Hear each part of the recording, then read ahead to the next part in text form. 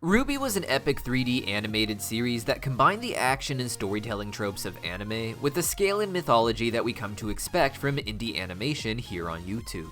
The show followed RWBY and her team named after her, with her friends Weiss, Blake, and her older sister Yang. At the start of the show, RWBY was just about these girls and their classmates, all going to an elite school called Beacon Academy to train to become huntresses. These were special elite warriors known to fight the dark monsters that roamed their world, known as the Grimm. The show began as an exclusive on Rooster Teeth's website, back before it even came to YouTube in 2013, before eventually being put back on Rooster Teeth for its private streaming service a week before the episodes were still given out for free back on YouTube. Rooster Teeth unfortunately fell apart after Volume 8, and RWBY was sold to Crunchyroll for one more volume before being cancelled yet again. The rights to the show are now owned by Viz, who is trying to make money off of merchandise to produce more volumes of the show, but there's no guarantee of another volume or the multiple volumes necessary to actually complete the story. This is a shame far beyond any normal cancellation, as RWBY is less about its plot and more about what it teaches its audience. So with that in mind, let's talk about the show, its internal mythology, and how it uses that to teach the audience to decode their own real-life mythology. You see, despite RWBY's happy exterior, the world of RWBY is actually rather horrifying. It's a place where humans have developed civilization, but only because the most powerful among them are fighting night and day and losing their lives to keep away the monsters of the Grimm.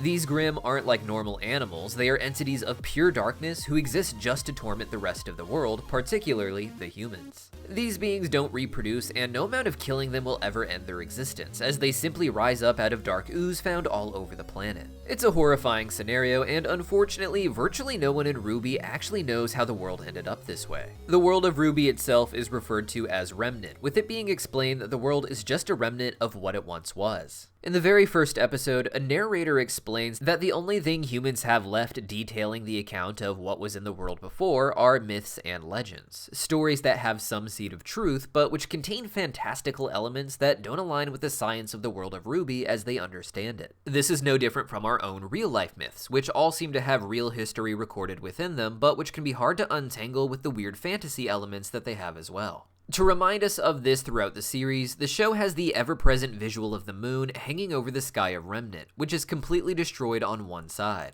Throughout the show and in its expanded materials, we learn a lot about the myths of the show, which reflect the truth, but always end up being different than what the real truth is when finally revealed to the characters. What starts with RWBY simply wanting to be one of the many heroes who fight monsters to defend humanity quickly escalates to a more direct war between the humans and the forces of Grimm, which are being controlled by a mysterious woman named Salem infused with their essence. And along the way, RWBY and her friends begin to uncover the truth of their mythology. This involves them coming to understand that the people who passed down the myths were trying to pass down history, but that details were often simplified and changed over generations. Additionally, they uncover that many of these myths were purposely changed, hiding details that writers didn't want the public to know, oftentimes to control those people and to control their future. All of this is important as it's not just the story about the world of Remnant. As the characters begin to learn the truth behind their myths and decode their history, the audience is given the tools they need to do the same with their own real-life mythology. The show doesn't just present its myths as a sort of made-up test either, but rather, their mythology is built upon what we call the esoteric tradition.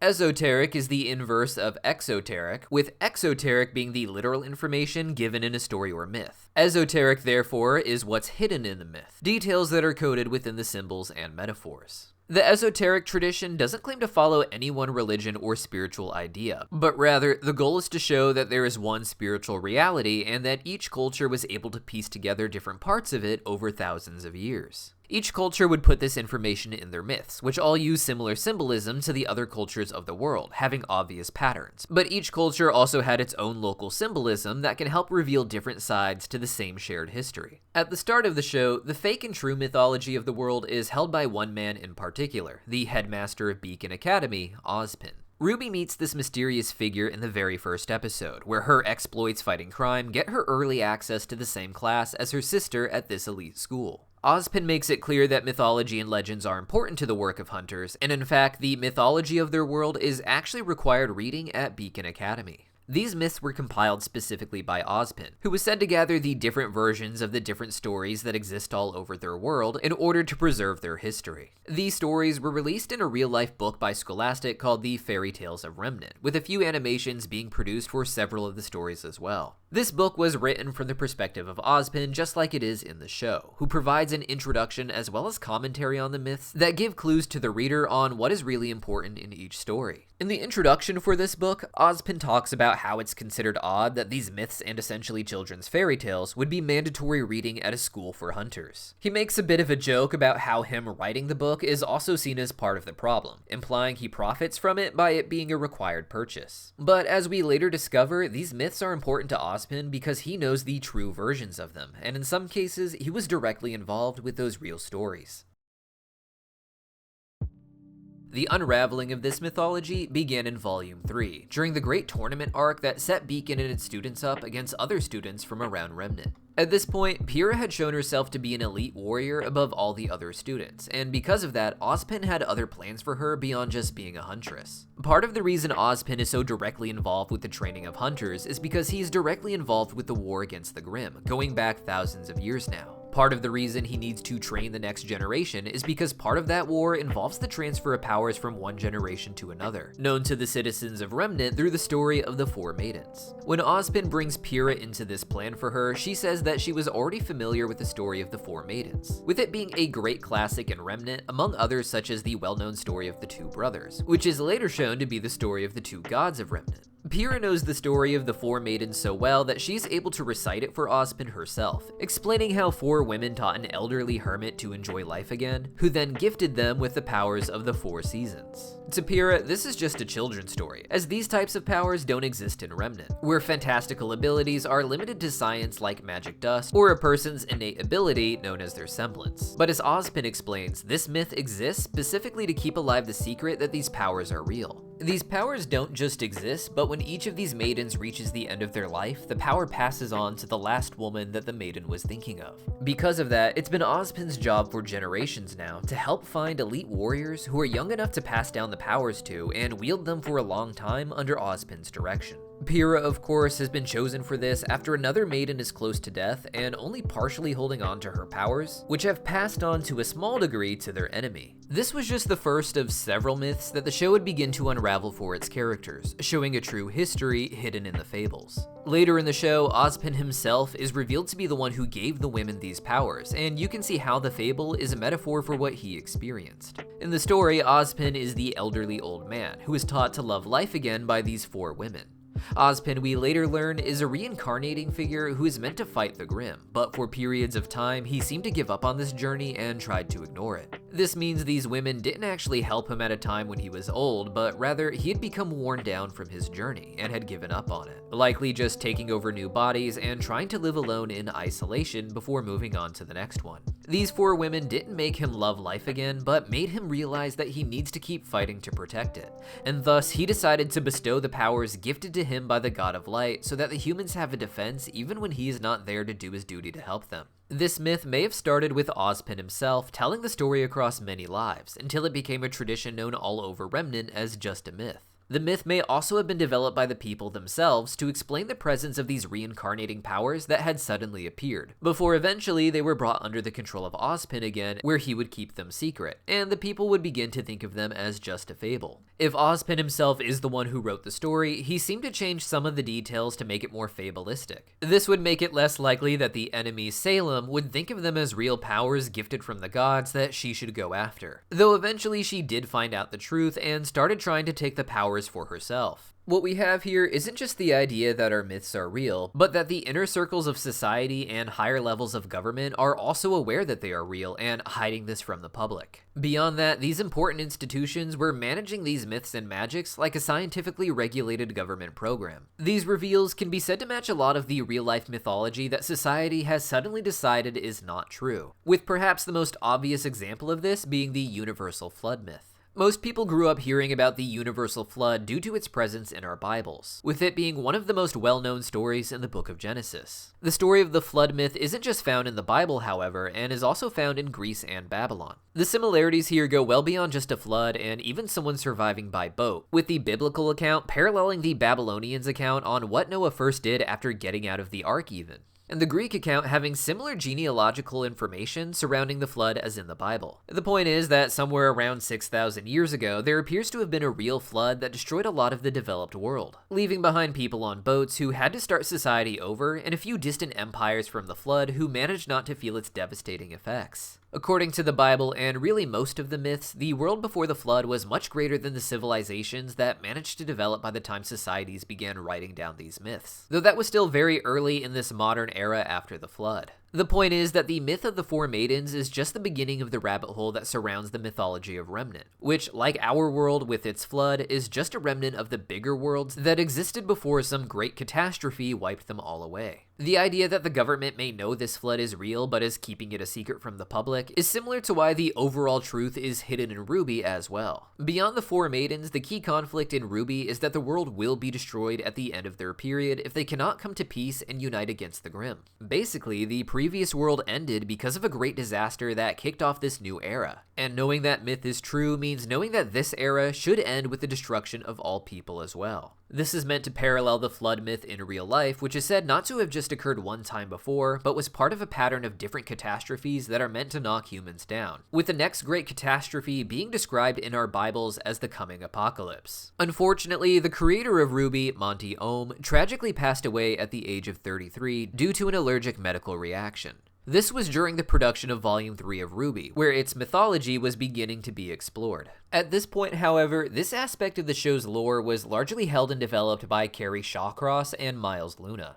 While Monty Ohm had created RWBY, he had developed the show out of his love for 3D action sequences, wanting to take the work he was doing for Rooster Teeth's Halo series and use it for something more anime in style. While he had developed the world, the characters, and their arcs, he had brought on Kerry and Miles in order to help develop the deeper mythology of the world, and with that in mind, they were able to continue developing these themes in the later volumes, taking over where Monty Ohm left off.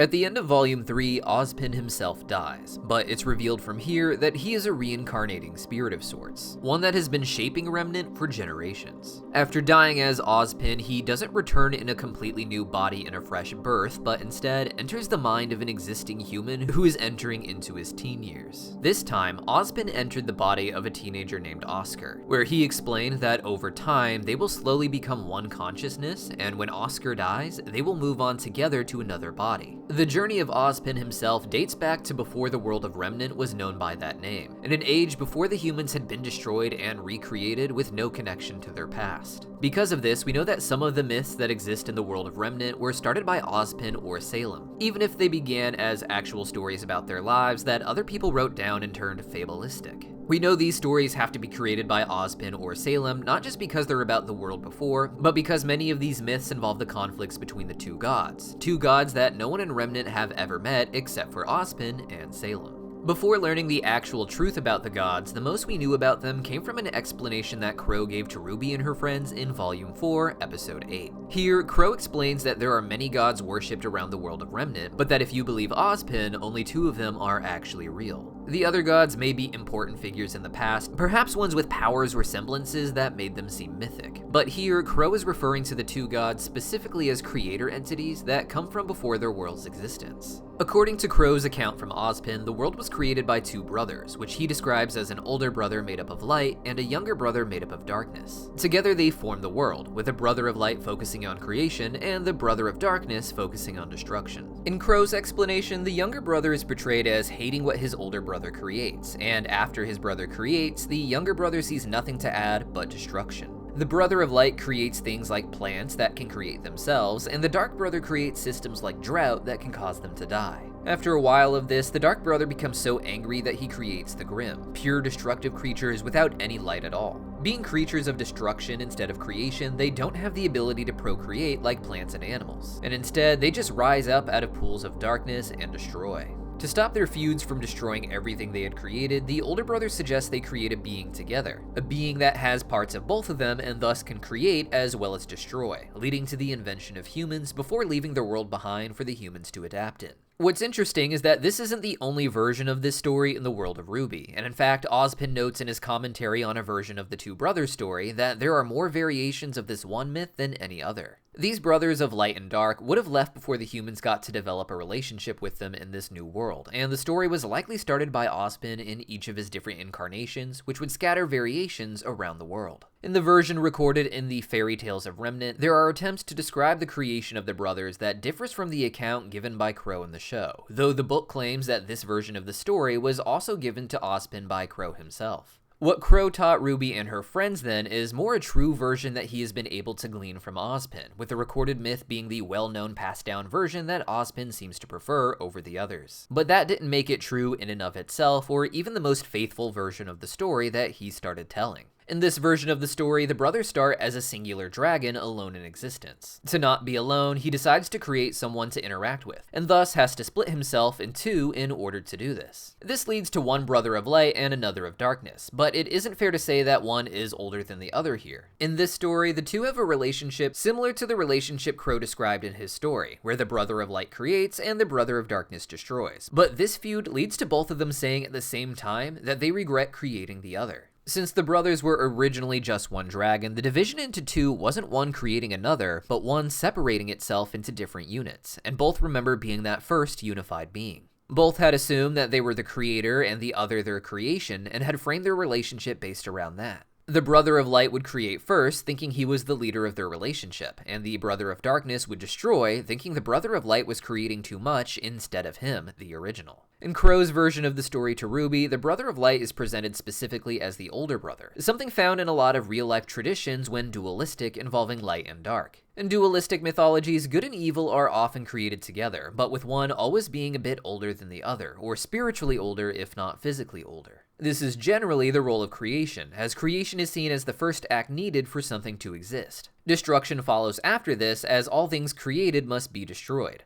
In theory, destruction is needed for anything new to be created as well, and that's why we get the ideas like the yin-yang wheel, where light and dark, or creation and destruction, spiral together endlessly. It makes sense then that the brother of destruction thought he might have been created first. When the first unified dragon divided itself, it was technically both an act of creation and destruction, creating two new beings, but first destroying himself. In the show, it's eventually revealed that the two were created essentially together, with both shown being to grow from a magical tree at the same time. But it's actually the destructive brother's gifts who are used first, paving the way for creation to rebuild things the way he desired. Here, an initial creation had already existed, in the form of the magic tree that had grown great land in a spiritual dimension before birthing the brothers to help maintain it.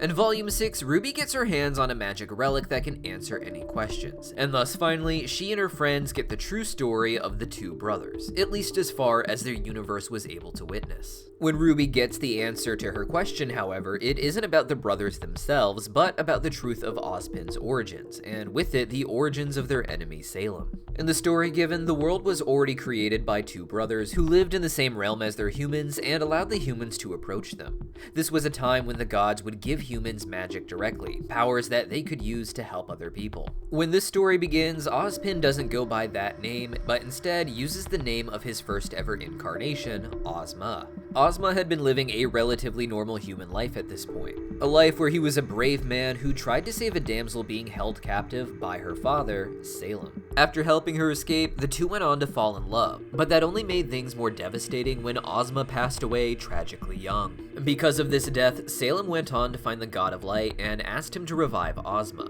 He does not do so, claiming it would violate the natural order that he had created, and because of that, Salem goes on to the God of Darkness as well, someone who seems to like to violate the natural order, at least as far as what his brother has created. Here, we see Salem turn to manipulation, claiming that only the God of Darkness was powerful enough to help her, playing into the god's ego, and pretending like she didn't even bother with the God of Light. When the God of Darkness does bring back Ozma, this leads to the gods of Light and Dark fighting each other, before eventually deciding that Salem is the real problem, pitting them against each other. As a punishment, the God of Light gives Salem eternal life, preventing her from ever reaching Ozma in some sort of afterlife. This angers Salem further, who turns her tricks of manipulation onto the humans, even turning them against the gods with the idea that they could take the gods' power and become immortal like her. At this point, the gods had been manipulated against their base desires, with the God of Destruction creating by bringing back the dead for Salem, and the God of Creation, who likes to preserve humans, being forced to destroy Ozma again to maintain balance. It was giving gifts to to humans that led to the humans turning against them, demanding more, and turning them against each other.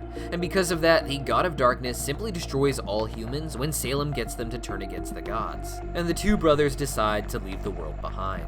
Just as the God of Darkness promises his mass destruction, however, leaving Salem to walk the earth alone, the God of Light opts for another mass creation where humans would get one more opportunity to guide themselves without the gods interfering. In this new era, the power of the gods would be maintained by a human, Ozma himself, whose soul would reincarnate into different bodies and integrate with the host consciousness each time. With his memories being retained, Ozma, later becoming Ozpin, could maintain a direction for humanity while also having the option of who to gift the gods' powers to. On their way away from the Earth, leaving the humans to figure out their destiny before they one day return, the God of Darkness destroys half the moon, finally explaining how this great forgotten tragedy of the past left this permanent scar in the sky of Remnant. While Ozpin did try to guide humanity to a better harmonious future before the gods would one day return, Salem was set on manipulating humanity against itself, and the Grimm against humanity in order to ensure the gods' displeasure when they return. This began when Salem, thinking she was alone for eternity, tried to kill herself by throwing her body into the pools of Grimm, the essence that the Grimm monsters were born out of that only know how to destroy.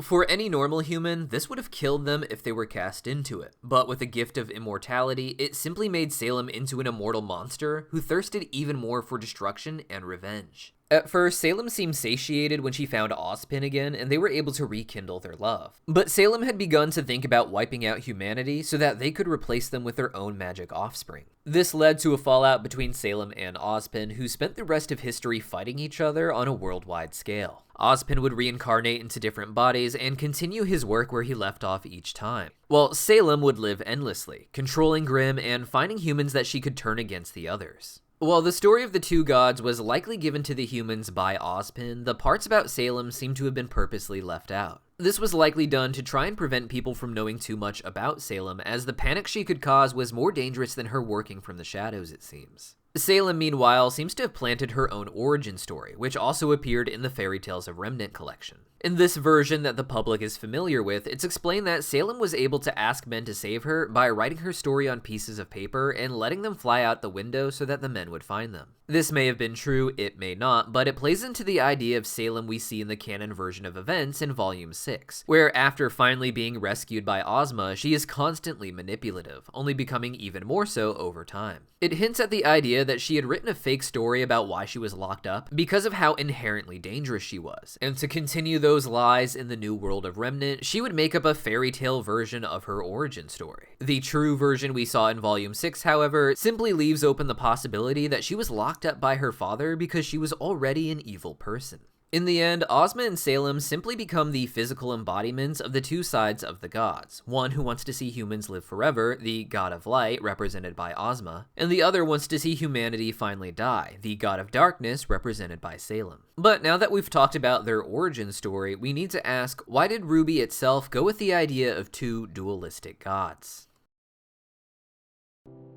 Now, in the esoteric tradition, you might say the claim is similar to what Crow said in Volume 4, that humans created many gods, but that two of them are actually real, a god of dark and a god of light. This isn't to say the other gods are fake in the esoteric tradition, but rather, most of these gods are seen as ancestor spirits, whose stories more so were a metaphor for their people's histories, and whose actions in a heavenly realm helping their people were ultimately done to serve the god of good or the god of darkness. In Esoterica, the Angel of Light and the Angel of Dark are presented as the highest authorities in the heavenly realm watching over the humans. However, with both of these angels being in charge of certain ancestor spirits of certain people groups, different religions and mythologies hold a different angel to be the Angel of Light and the other to be the Angel of Darkness. In our modern monotheistic religions like Judaism and Christianity, there is said to be one true God, but he is often thought of as the opposite of a true evil in the form of an angel, referred to as Satan or the devil. Later traditions for Judaism like Kabbalah, as well as certain esoteric Christianities, these two ideas are presented as more dualistic equals, with one power generally outranking another and one perhaps even being older than the other, but still being stuck in the same heavenly game with the other angel serving as their opposite.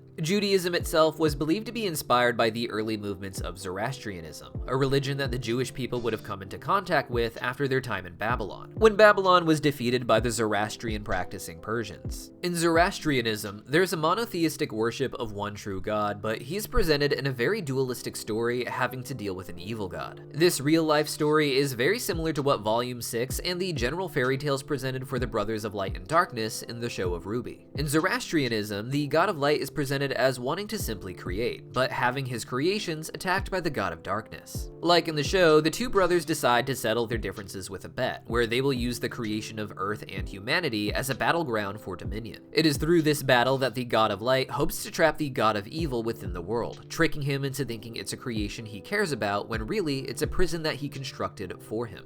In Zoroastrianism, the god of light is often presented as being the elder god both in the spiritual world and on Earth, where he is given a head start in a 9,000-year battle. The god of darkness, meanwhile, is only aware for the final 6,000 years of this. This age difference is used to emphasize how the god of light, despite having to deal with the god of darkness, is always one step ahead of him. This doesn't mean getting what he wants immediately, but rather he understands the complexity of the god of darkness enough that he knows that he can defeat him if he plots things out far enough in advance. I don't think it's a coincidence that Crow referred to the Brother of Light as the older brother, despite the possibility that they were created at the same time as their myth suggests. In the show, the Brother of Light is obviously more of a hero in this story, even if it's possible that he has also mistreated his brother or been unfair to him in the creation process. Regardless of what has happened between them, it is the God of Light who wanted us to be created to begin with, wanting something that the God of Darkness wouldn't want to destroy because it would have aspects of both of them. Despite this, the God of Dark has decided that humans need not just more suffering, but eventually even extinction, as he is ready to move on and create new things. It's only the God of Light who cares about the humans and is the one who sets up the second chance for them, a chance to unite themselves before the gods return to judge if they are worthy of existence. The impression this gives in the show is that the God of Light knows that eventually the God of Darkness will be subdued.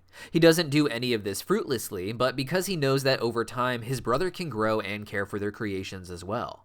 He doesn't know exactly when, and he doesn't know how many of their creations will have to suffer first, but like with the creations they make that grow with certain conflict, he knows his brother well enough to know that these changes are somewhere in his future, that he can ultimately win over him emotionally. While Zoroastrianism was more inherently dualistic than Judaism and than Christianity was on their surfaces, the ideas of these two brothers presented in the fairy tales of Remnant actually more so reflect the ideas of later Judaism, such as its Kabbalah. Kabbalah in Judaism means the received tradition, which are the explanations of the Jewish stories that exist in the Old Testament, which explain the complexities of the history behind those myths, and with it, the spiritual world above ours. In this tradition, there is still of course just one true God, but humanity is governed, like in the Bible, by fallen angels who are misleading the nations. These angels are all subservient to their leader Satan, the head of the fallen angels. The Israelites, meanwhile, are led by their guardian angel, the one given to them by the Old Testament God in the book of Exodus to guide them through the land of Canaan. This angel is known popularly by the title Metatron. In Jewish Kabbalah, there's a strong focus on the tree of knowledge of good and evil, the tree from the Garden of Eden that Adam and Eve were forbidden to eat from. In Kabbalah, this tree is used as a metaphor for the complex network of connection between humans, their intermediary angels, and God himself. According to the 12th century Kabbalistic Jewish Zohar, this tree is known as the Tree of Life when it's used to connect directly to God. But right now, God's angels in the lower realms are not unified. This has turned the Tree of Life into a tree of good and evil, with one root going up to the angel of good and the other going up to the angel they call evil. The angel of good is known in Judaism as Metatron himself, and the angel of evil is Satan. The story in the Zohar is that God has a plan to unify these angels, who over time can be absorbed into each other and unified just as the humans below can come together and unify as a group. This is meant to lead to the eventual destruction of both the angel of light and the angel of darkness before they become one network that connects humans directly to God. This idea more so reflects the myth that Ozpin reported in the fairy tales of Remnant, where the gods of light and darkness actually stem from the same source and simply split apart. Despite this split, Judaism still distinguishes these angels as being different ages, with Satan, also known as Samael, being said to come from earlier worlds that existed, and Metatron being referred to specifically as the youth or the lad to show how much younger he is. In Judaism, the world is meant to exist for only 6,000 years before the end, not just of the forces of evil being destroyed, but the forces of good also dissolving so that they can create their unified connection to God, with the evil angel and evil peoples now being properly integrated back into him. This This story matches what we learn from Zoroastrianism, where the first 3,000 years are said to only be a spiritual existence, with the physical world only existing for the final 6,000 years of conflict between good and evil. But this also matches the ideas of the god of light and darkness in RWBY. While the series doesn't seem to be building up to a physical refusion of the two, at least not yet, the possibility is well set up in the Fairy Tales of Remnant book as their supposed origin. Their true origin, however, wasn't revealed until Volume 9, where it showed that the brothers were not born of a single entity that separated itself, but rather both appeared to be born at the same time in another more spiritual realm, where all life comes from the World Tree at the very center. While this depicts them as distinctly differently born beings of light and darkness, Volume 9 as a whole explores the importance of what it means to come from this tree as well as to return to it, with the gods being cast away from this realm and being told not to return until they have learned to settle their differences. This is reflected in the creation of humans, where they are ultimately just another battlefield for these two brothers to compete, before eventually finding their true balance. But that leads us to the next question, which is why there needed to be such a separation and conflict for these gods, who were meant to watch over the heavenly realm of the ever after. In RWBY Volume 9, our characters fall out of their reality and into a void that takes them to a strange world. This strange world doesn't seem to be some sort of alternate dimension or reality, but more like a place that exists below their dimension or reality. On the surface, it's a simpler world where things aren't just more spiritual, but also more cartoony. This is the world known as the Ever After, something of an afterlife or pre-life that gives simple depictions of what the nature of reality and the nature of growth is. This entire volume was seen as wildly different from the previous volumes, taking the characters to a storybook fantasy world that they read as kids called The Girl Who Fell Through Remnant. This was less of a myth and more like a modern fairy tale, made to make the audience think of the well-known Alice in Wonderland books and movies from real life. These are, of course, the stories of how Alice falls into a strange world where nothing seems to make sense, and yet Alice could be said to have learned a lot spiritually by the time she returns. In this well-known fairy tale that the girls read as kids, the girl named Alex fell into a place called the Ever After, where she met a variety of strange characters, but eventually made it home by reaching the tree at the very center. This tree is the largest symbol in Volume 9, being a very clear reference to the Tree of Life and the Tree of Knowledge of Good and Evil that we discussed before. In the show, this massive tree is the source of all life in the Ever After, and the place where all life returns, but rarely ever permanently. The tree is claimed early on to eat the Ever Afterins that are sent to it, but the reality is that the tree brings them back in a new form, often a form showing their growth, but sometimes even demoting them. This is an inherently spiritual feeling idea, mirroring traditions like reincarnation. In reincarnation, you don't just randomly end up in a new life, but your future lives are actually dependent on how you acted in past lives. If you grew and used your role well in life, you would generally grow spiritually as well and move upwards. Sometimes this would corrupt you, however, and the only way to grow would be to demote you first, to put you in a more limited form so you can learn some basic lessons over again. In the Kabbalistic Tree of Life, this goes beyond reincarnation, but is also the same logic that affects you in the afterlife, with humans being able to ascend up through the levels of angels, but also being able to fall back into their human form. The most important connection between the Tree of the Ever After and the Tree of Life, however, is how their unique hierarchies exist to help each other within their systems.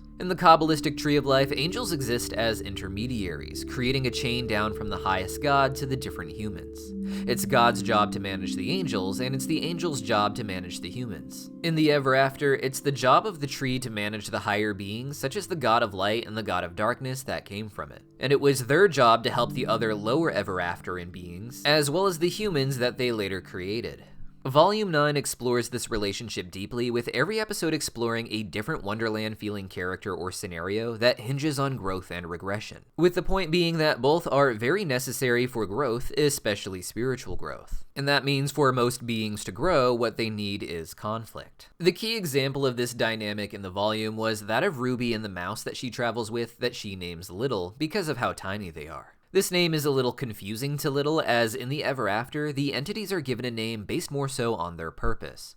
Right now, Little doesn't have a purpose, and instead, they exist as one of the many field mice that represent more so the wild animals who haven't had a chance to carve out their own identity. RWBY herself is lost in the Ever After at this point and thinks that having a guide will help her. But interestingly, Little is a practically useless guide. RWBY is the one who carries Little. Little ends up not knowing where anything is or how to get home once they make it to their next destination even, and oftentimes she just sleeps or naps on RWBY's shoulder while she and her friends lead the way. RWBY, meanwhile, is not in a good place herself. This volume took place after the fall of Atlas, at a point where RWBY was beginning to doubt that her team can defeat Salem, and she's essentially lost the will to fight. This volume in the Ever After becomes entirely about preparing the characters, especially RWBY, for what is to come, with each of the characters being changed by the tree or the Ever After in one way or another. The fear across the season is that this change can turn you into something that you're not. It could essentially kill you or make you into someone entirely new, and RWBY is just depressed enough that she may want this. All volume long, however, the rest of the stories depict this change from the tree, this death and return, as entirely necessary and even freeing. As RWBY and her friends traveled across the Ever After, they continually encountered citizens that matched the characters from the girl who fell through Remnant, but each of them had clearly changed since Alex's journey. And it's through them that the RWBY gang begins to understand the necessity of opposing conflict in order to become your greater self. But along the way, they also develop the fear that going to the tree can also ruin you, reduce you, or make you someone different.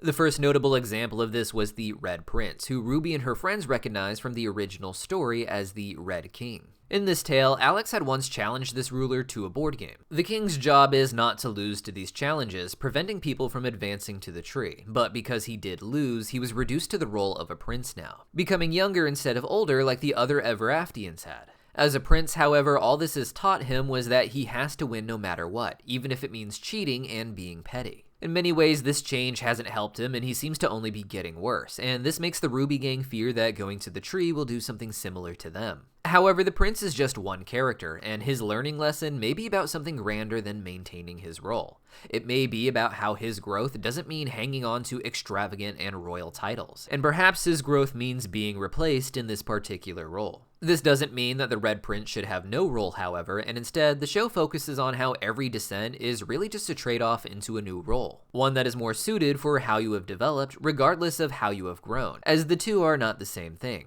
The second major example was RWBY the Herbalist, a caterpillar figure from Alex's story, who existed to help travelers address their inner issues and grow spiritually. When RWBY and her friends encountered him, Herb himself was clearly struggling, trapped somewhere between his caterpillar and butterfly forms, unable to complete his own transformation. His method of guidance involved using psychedelic smoke to make his visitors face their personal struggles directly. Herb, however, had begun to overindulge in the smoke himself, becoming exhausted and losing touch with his true purpose. While his intentions were fundamentally good, his reliance on these psychedelics negatively impacted those he tried to help, causing confusion and a risk of regression rather than genuine growth. Herb's eventual transformation into a butterfly came only after a serious mistake on his part, brought about by his use of that psychedelic smoke. Before this transformation, he had tried to help RWBY and her friends grow by using the smoke to make them face their internal issues. In this vision, Blake, Yang, and Weiss saw their younger selves and each rejected the chance to regress, choosing instead to embrace who they had become, now stronger and more confident than before.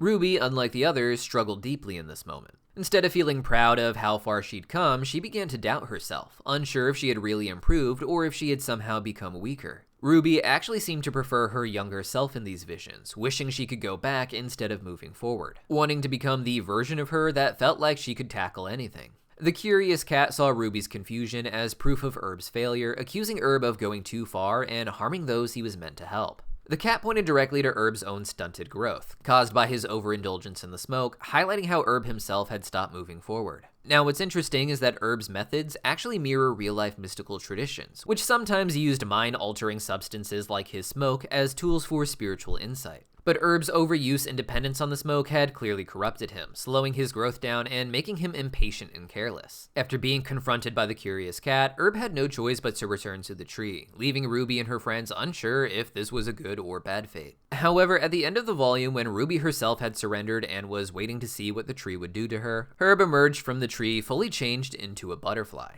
This transformation didn't ruin him or reduce him. Instead, he was clearly refreshed and now ready to fulfill whatever new purpose the tree had given him. RWBY's friends took comfort from this, learning again that though the tree's changes might seem frightening or harsh, they ultimately led to necessary renewal and true growth.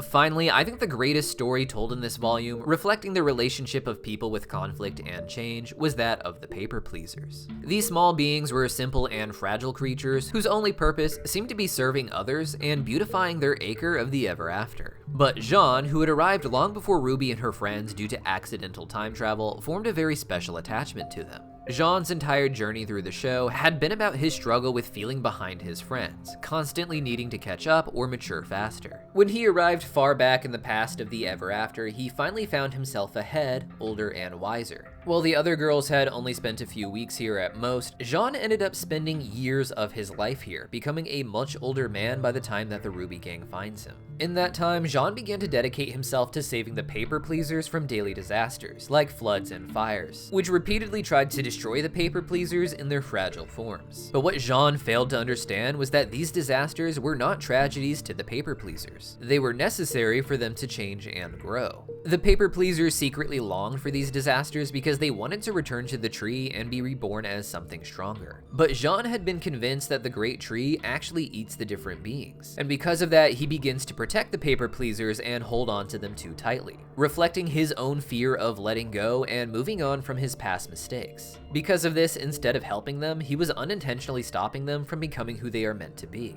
When the paper pleasers finally experienced their disaster and Jean could no longer protect them, he thought he had failed them completely. But at the end of the volume, just like Herb the caterpillar, they returned transformed. Now, the paper pleasers were the genial gems, strong and capable beings who could better fulfill their purpose. They still had the same souls and much of the same ideas, and just wanted to focus on beautifying their acre. But now they could do so and help others without hurting themselves, learning the dangers of the world before being given away to defend themselves from it. Jean's story here was about learning the importance of letting go and accepting change even when it seems painful. It wasn't his job to prevent the others from facing conflict or loss, but instead to support them as they experienced those necessary hardships. Through the paper pleasers, Jean learned that holding on too tightly stops both personal growth and the growth of those you are trying to protect. And by finally accepting that, he himself was ready to change and move forward to the next step in his journey. Now, mythologically, Jean's journey with the paper pleasers strongly reflects the idea of an ancient recurring messianic figure who tries to protect humanity from necessary disasters. In Volume 9, Jean takes on this symbolic role of a well-intentioned hero who can travel through time and foresee the calamities awaiting those he protects, similar to figures in ancient myths like Prometheus, who warned humanity of an impending flood.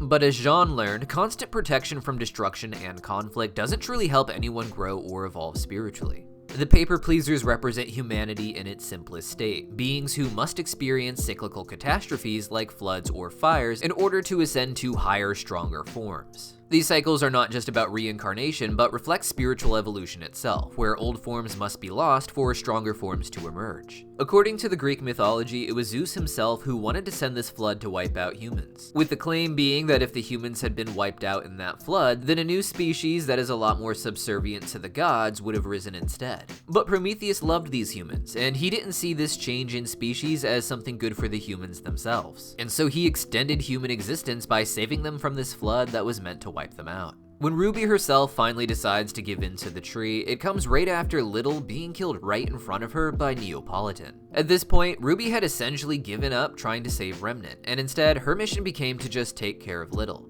This was meant to look like the easiest job in the world. All she had to do was keep one tiny mouse alive. But when she couldn't even do that, Ruby gave in and decided to let the tree turn her into something else. In the end, however, Ruby is not punished for her failure, but instead, this is presented as the natural point in her story for her to transform. Here, Ruby is like one of those angels we discussed before, someone who is meant to watch over a smaller being in order to help them grow. Ruby did that for as long as she could, but at some point, the two are going to learn everything they can from each other, other than what it means to lose each other, and that is where some of the greatest growth can come from. We'd experienced already how sometimes being demoted is what you need in order to be a better version of yourself, something we saw with the Red King who had become the Red Prince. And for Ruby and even this older Jean, that is essentially what they need. Jean's journey with his time travel had made it so that he had grown up emotionally as well as physically, making him more mature and even more confident. But his people needed him to return to who he was physically as a young man. Ruby, meanwhile, needed to maintain the same age, but after seeing what growing up had done to her, part of her needed to return to being a child.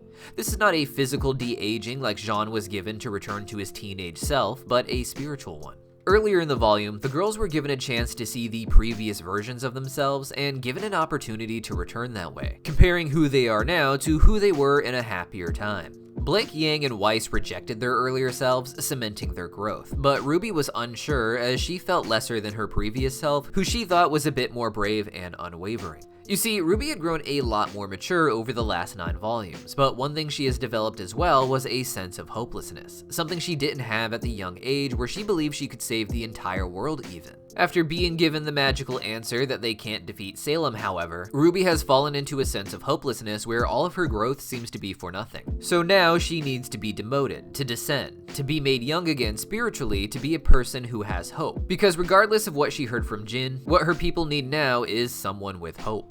And so, after much drama about whether or not the tree would kill RWBY or bring her back as someone she is not, RWBY chooses who to be, after remembering what it was like for her mother to tell her as a child that she was enough, that she was loved the way she was. Little, meanwhile, returns in a new form, as someone dressed a little like RWBY, but who doesn't remember her or the other characters. Unlike RWBY, the tree took away Little's memories, as that is often what people need, even if RWBY herself did not. Little doesn't remember RWBY, but they do think RWBY is familiar, and it's clear that the form Little has now is more like RWBY, someone who is confident in their abilities to navigate this land and be a guide. Or a little bit of everything, as they describe Little as now being. RWBY, meanwhile, became more like Little, not knowing what to actually do, but believing that they can help no matter what danger is in front of them. Despite having been the older one, the larger one, the more complete one, RWBY had to learn from Little as much as Little had to learn from RWBY. And part of her growth was really just letting go of who she thought she had become through the accumulation of her identity as the RWBY leader.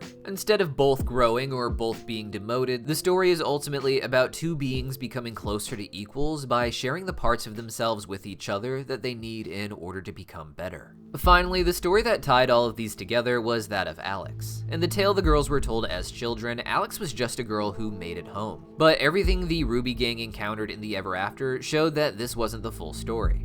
The Curious Cat explained that Alex made it to the tree, but chose not to return home with her brother Lewis. Instead, she sent him back alone and stayed behind because she knew that she had done terrible things in the Ever After and she wanted to fix them. Her brother would end up writing the story of Alex and the girl who fell through Remnant, remembering her as someone who was clever, but thus someone who won with tricks and lies. And all of that was true. She manipulated others, cheated the Red King, and likely caused harm to many Ever Afterans. But when she reached the tree, she didn't just disappear. She was changed. Instead of being erased, however, she was repurposed, given a new role where she could actually help serve the tree and undo the damage that she had created. It's because of this that many fans see it's obvious that Alex had become the architect, the voice inside the tree that now offers others the chance to change, grow, or start again. She had to change because her way of surviving, through lies, tricks, and manipulation, was no longer enough. In the version of the story that everyone on Remnant knows, she was just clever, but in the Ever After, her actions had real weight. She didn't just cheat at games, she really hurt people. She treated the Ever Afterans like they weren't real, like they were just tools to achieve what she wanted. But these were all things that made her a master of the Ever After, and thus a person who could also manage the Ever After. The tree took her in and gave her a new role, using the same qualities that made her dangerous, her ability to read people and shape their paths, and turned them into something useful. Alex here became the symbol of why manipulation isn't always evil. She represents the idea that sometimes people need to be pushed or guided into a new direction. The growing here doesn't come from comfort, it comes from disruption, and sometimes people need to be manipulated in order for that to happen. Alex is now given the opportunity to make people face their limits and force them to question themselves. She is no longer a girl who uses these games for herself, but instead uses them to help everyone around her, especially the RWBY gang. And to me, that's why she reflects the God of Darkness more than any other figure in the story. The God of Darkness was always seen as more cruel early on, creating the Grimm to torment the God of Light's creations, especially humans, and even destroying the world.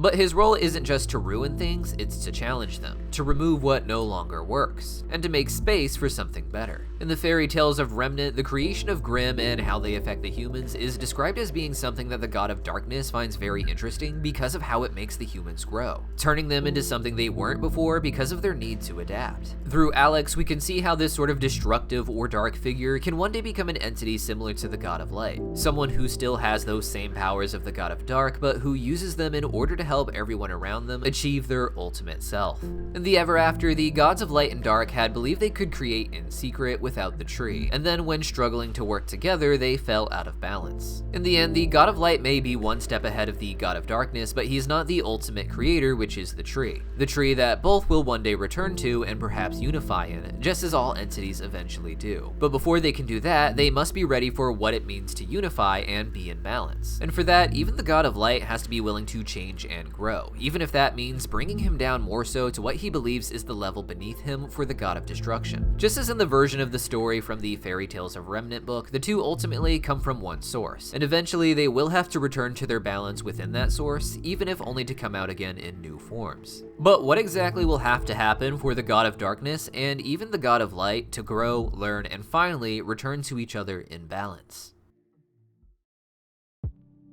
So far, we have discussed the idea that in RWBY and in real life, there's a truth to mythology that goes beyond just the spiritual or the allegorical. These stories contain real history and sometimes perhaps even what we would call real spiritual magic today. The point of the entire series, as we've said, is to use the humans as a way for the god of light and the god of darkness to reintegrate in the end, becoming a single acting unit even if they don't become one entity. The real question, however, is if these myths are true and the government and other institutions are hiding this information, then is it true that there are some divine powers out there that truly exist and are hidden in mythic tales? In the show, there's actually two key examples of this that Ozpin hides from the public but manages privately, with both appearing to be metaphors for the same real-life esoteric secret. In RWBY, the first of these are the powers of the Four Maidens, 4 gifts from the gods themselves that Ozpin was able to pass on to 4 women, who then pass it on to the last person they are thinking of before they die. Later, however, we learned that the real treasure that Ozpin is guarding are 4 magical items that each contain their own great power.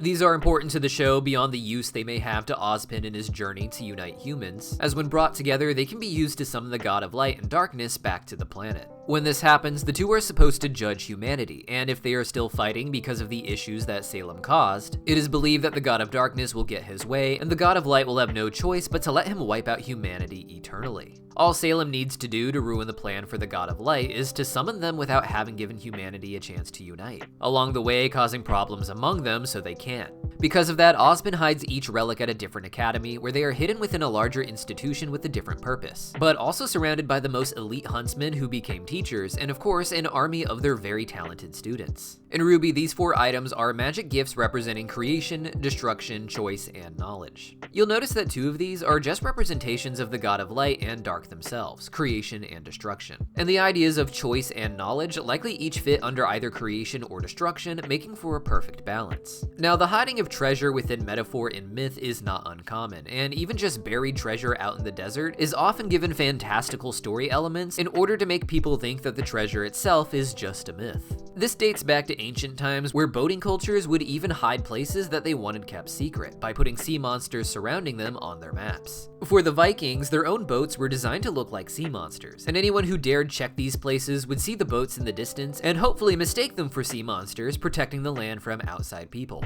The point is that hiding something real in myth can keep it safe, and that would include powers that themselves seem entirely mythic. Now, for the real-world parallel, it's important to remember the use of the number 4 for these items in RWBY, and to make clear it's not a coincidence, we also have the 4 maidens paralleling the 4 artifacts. 4 is a surprisingly common number of magic items, and don't get me wrong, most any number can be said to be a magic number, so there's examples of many.